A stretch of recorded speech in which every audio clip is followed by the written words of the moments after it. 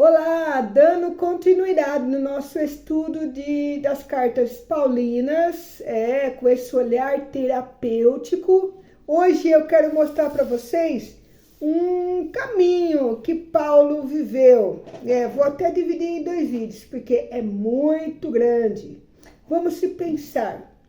Paulo nasceu 5 anos depois de Cristo. Isso quer dizer...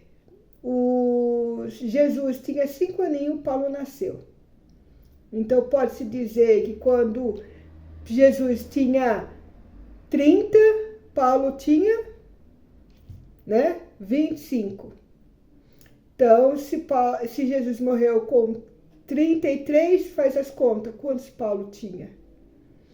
Pois bem, vamos trilhar esse caminho para saber algumas trajetórias de Paulo e aí entendermos melhor a questão das cartas. Bora lá? Então vamos lá, olha só que interessante. 5 depois de Cristo, nasce Paulo. 10 anos depois de Cristo, Paulo muda para Jerusalém. De 15 a 20 anos depois de Cristo, Paulo começa os seus estudos com Gamaliel. Como judeu, um ótimo judeu, ele começa ali os seus estudos. Estou muito novo ainda, na adolescência, né? No ano 33 depois de Cristo, é onde tem a morte, crucificação e ressurreição de Cristo, né? E ascensão de Cristo. Nesse período, Paulo ainda continua como já formado nos seus estudos, né? No ano 34, depois de Cristo, Saulo, no caso, né? Porque naquela época o nome dele era Saulo ainda, ele se tornou perseguidor da igreja. Tudo isso que eu estou falando até aqui, nós conseguimos ver a história dele lá em Atos dos Apóstolos. No ano 34, 36 depois de Cristo, a história é que ele fica cego. E aí é o ano que ele se converte. Entre 34 a 36 depois de Cristo. 36 a 39 depois de Cristo, Saulo vai para Damasco e Arábia. E aí ele é a primeira vez que ele chega a Jerusalém. Como Paulo, porque antes era Saulo, que ele foi para estudar, ele muda e depois ele vai para estudar. Mas dessa vez é a primeira vez que ele chega convertido. Lá para o ano 37, né? Ele prega na região de Tarso, que é onde ele morava, onde ele nasceu, na verdade. Aí houve-se um grande tempo de perseguição a ele, né? Lá para o ano 40 depois de Cristo, Barnabé encontra ele e leva ele para Antioquia. No ano 41 a 42, a experiência visionária de Paulo, né? E o espinho na carne. Olha só. No ano 48, a segunda visita para Jerusalém. Paulo e Barnabé vai pregar. É naquele período que Paulo e Barnabé vai pregar para os gentios, Pedro e os demais para os judeus, né? Lá para o ano 49, Paulo e Barnabé retornam. O ano 50 depois de Cristo, a terceira visita a Jerusalém com Barnabé e participa do concílio. Nós vemos isso lá em 1 Coríntios. No ano 50 a 52 depois de Cristo, segunda viagem missionária, que ele vai com Silas e encontra Timóteo. Olha só, vamos parar por aí, porque senão também fica cansativo.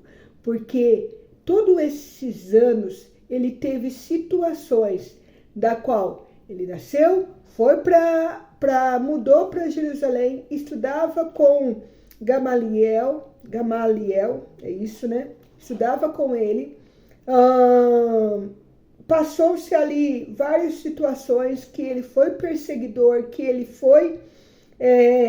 olha só que interessante, que me chamou muito a atenção e quero trazer aqui para vocês. Depois que ele, cego, cai do cavalo, se converte, vai para Damasco, na Arábia, primeira vez para Jerusalém. Depois, né, lá na sua cidade, ele começa a pregar e ele é perseguido. Quando eu falei isso, algumas pessoas aqui se identificou, né? Por quê? Porque tem acreditado, né, que a gente não consegue pregar entre os nossos, né? E aí é perseguido. Quantos de nós emocionalmente somos perseguidos por aqueles que realmente nos conhecem? Quantos de nós somos perseguidos por a gente quer falar alguma coisa e temos que nos calar porque veio a perseguição? Paulo, ele não parou só porque estava sendo perseguido na cidade dele. Ele continuou. Tanto é que lá na frente, chega num período em que lá pro ano 48, né, a segunda visita a Jerusalém, Paulo e Barnabé pregam aos gentios. Gentios eram pessoas igual a ele. E já o Pedro e demais pregam para os judeus. Porque ele falava para a pessoa, por mais que ele era perseguido, ele permanecia na missão de fazer o que tinha que fazer perante aqueles que os perseguiam. Dizendo, o que você está querendo me dizer? Que entre as dificuldades minhas eu tenho que continuar falando ali, batendo na tecla?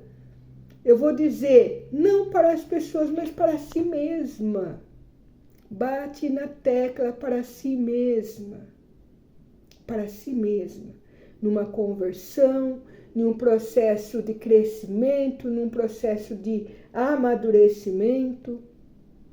Só nesse pedacinho aqui, eu vou dizer para vocês 3 pontos que nós precisamos viver olhando para a vida desse Paulo, desse Saulo que se tornou Paulo, nesse pedacinho aqui. Qual que é esses 3 pontos? Vamos lá comigo. Transformação. Saulo mudou de identidade, se tornou Paulo. Nós precisamos dessa transformação. Muitas vezes é necessário até a mudança de identidade. Segundo ponto, rendição. Ele abriu-se à visão. Abriu-se os olhos, abriu-se a visão, olhou para a verdade. Olhou que aquilo que ele vivia não era verdade, e sim o Cristo lhe mostrou a verdade. Rendição, abriu-se a visão. Terceiro ponto que eu e você precisamos viver nessa história de Paulo. Propósito, sustenta a caminhada.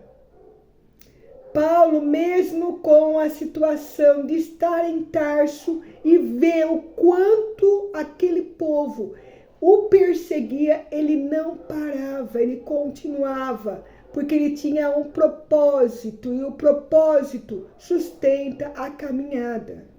Você quer sair da depressão? Você quer saber lidar com a sua síndrome de burnout? Você quer aprender a lidar com a ansiedade? Viva o processo. Olhe para o seu propósito e não saia dele, porque o propósito sustenta a caminhada. E aí fica mais fácil olhar para a situação emocional e saber lidar com ela, saber ter o equilíbrio com ela.